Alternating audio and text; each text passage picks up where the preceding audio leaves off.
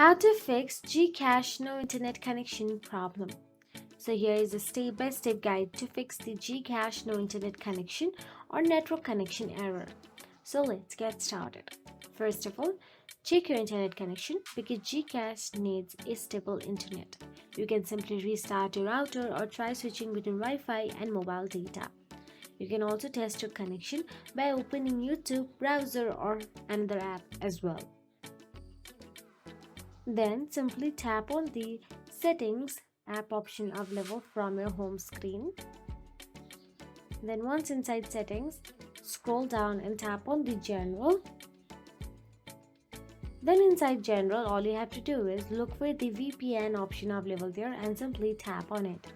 GCash may not work well with VPNs or app blockers, so make sure that you turn off VPN or ad blocking apps.